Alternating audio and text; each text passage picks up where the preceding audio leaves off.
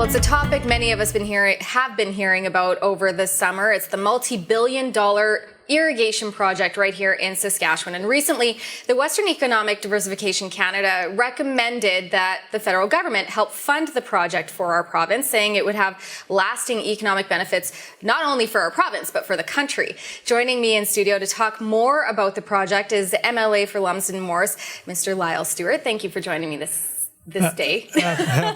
Happy to be here with you today. So you're not only the MLA of Lumsden Morse, but you're basically the one overseeing the project. Yeah, the project champion, they call me. I like that. That's a very positive title to have. Can you maybe, for those who might not be familiar with, or someone new watching the program, maybe explain a little bit what irrigation is all about? Well, irrigation's nothing more than putting water on cropland to potentially increase yields or allow the production of more high-value crops, like I'm thinking about table crops, vegetables, and so on. And so, in other words, to greatly increase the value of what's produced on the land. Something very important for a lot of us here in Saskatchewan. Now, the interesting thing that some may not know about is the fact that it's a project that was started perhaps or looked at about 50 years ago. Yeah, this the dam itself that backs up the water that forms Lake Diefenbaker was engineered in the 1950s and built through the mid-1960s, as I recall, and never did reach its potential as far as irrigation goes. There's a substantial amount, about 110,000 acres irrigated out of Lake Diefenbaker now, but it was designed to irrigate 1 million acres. And even when we build out the project that we're going to talk about, we still won't be there. So there's plenty of, we're leaving plenty of leeway. So I know you just touched on it a little bit, but why Lake Diefenbaker? Like, what does that mean for the lake? Well, it'll mean a great deal of additional economic activity around the area.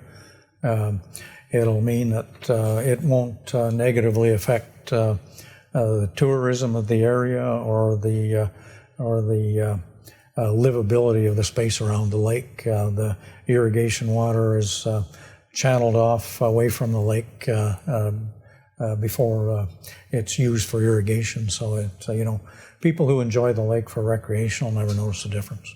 Won't even notice. Right. We talked about it before we came on air, that how deep is Lake Diefenbaker that nobody will really even notice a difference? There's a lot of water in Lake Diefenbaker. It's a very large lake. It's the largest available water source for projects like irrigation projects in Canada for sure, and I think in North America. That's, wow. Of this size. It's a huge lake, and it's where the Riverhurst Ferry crosses it. It's from 160 to 200 feet deep, and that's typical of the center part of the lake. See, here I thought I'd still be able to touch the bottom of it, but apparently not. Not quite. Yeah. So we mentioned it earlier. It's a project that was started, or was something that was being conceptualized about 50 years ago. Why did you feel so strongly to bring it back now? Well, maybe the imperative wasn't as strong 50 years ago, but these days, a lot of table crops that we import come from the U.S. and largely irrigation down there is largely fed by two major aquifers, the Ogallala Aquifer in the west and the Eastern Aquifer.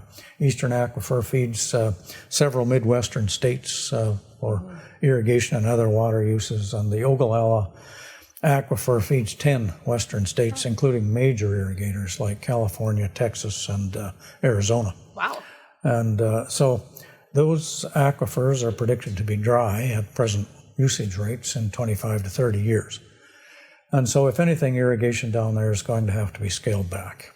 And Alberta has substantial irrigation underway, but there's an agreement between the western provinces and the federal government that each province only gets a certain allotment out of the Saskatchewan River system, and Alberta has used up their allotment. So they really can't expand to any major extent in Alberta. We're the obvious choice in Canada and North America for substantial additional irrigated acres, and we believe it will attract major food processing and thousands of jobs.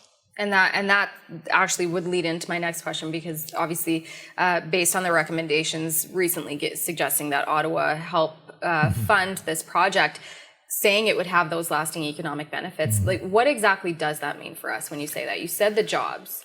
Yeah, this is one. First of all, there's the construction phase will represent 25,000 person years of employment over the next 10 years or so. Wow. And it's one of the only infrastructure projects that I know of that will actually pay back to taxpayers at both levels of government over time. Now, we think it will have paid back, the projections show that it will have paid back to the federal and provincial governments, assuming we're partners, more than twice in the first 50 years, and the payback will become more and more rapid after that as time goes on. So it's, it's not like building a road where it's a necessary thing to do, but there isn't a payback from that. There is from this. Right. And it will create thousands of jobs, of course, as I mentioned, during construction, and thousands of permanent jobs long term, well after the construction phase is over, through food processing, people that will work for support businesses that spring up to support irrigation and food processing, transportation in the area, and things of that nature. So it's estimated to be about a 10-year project before Roughly. we see things fully in progress there. Yes. I like to be the glass half full and be positive and say it's going to be ready to go. We talked about before we went on air that it is basically shovel ready. How much more shovel ready could you get? Well, the project began in early 1970s. It was canceled by another government after 43 kilometers of main canal were built for reasons that I am not aware of, but it was in any event. And so it's not only shovel ready, it's partly built. And the main canal that was built will have to be expanded to bring it up to modern standards and increase the water flow a bit. But it's certainly should qualify for the shovel ready category, and it's an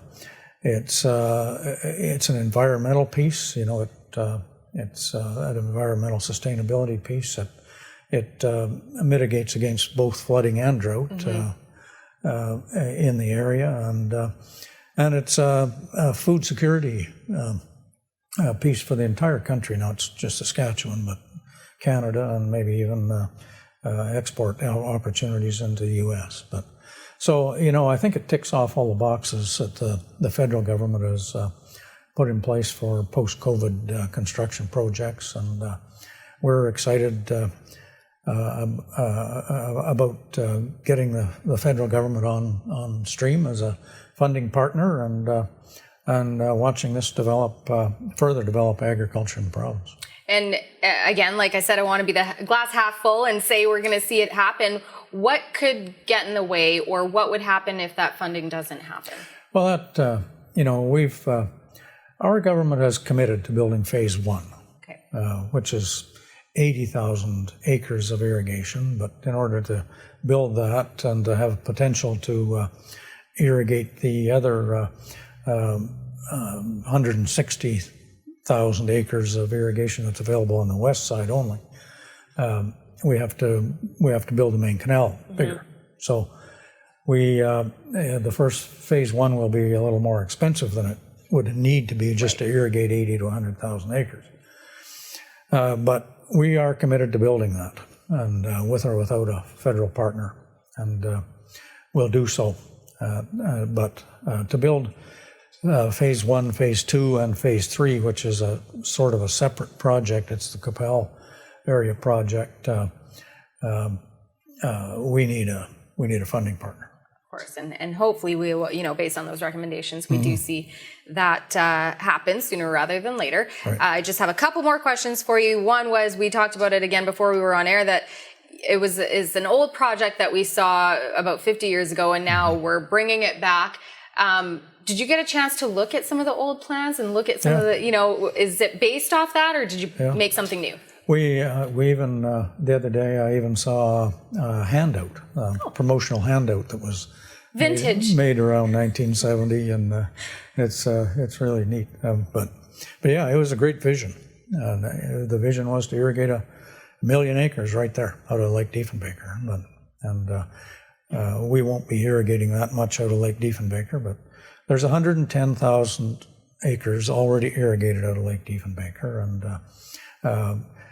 phase 1 will be 80,000 acres roughly, and phase 2 an additional 160,000 acres, and phase 3 an additional 120,000 acres. So we'll make it possible with all the irrigation in the other areas of the province to exceed 1 million acres by completion of this project. And so we're very excited about it. We think it will be a nucleus large enough to attract food processing to the Diefenbaker area, Diefenbaker, Saskatoon area, and employ thousands of people long-term after this thing's built out for many years. Something we can certainly use, especially right now. Right.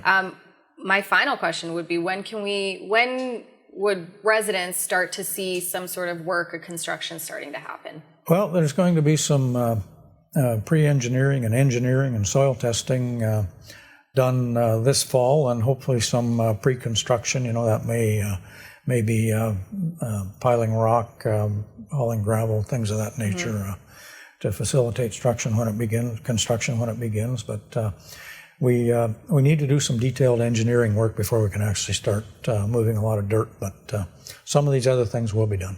Perfect. And again, I do want to reiterate or focus on the fact that anyone who is using Lake Diefenbaker recreationally, they won't have an issue with it. They'll still be able to use the water. Yeah, the difference in lake levels will be negligible because of this.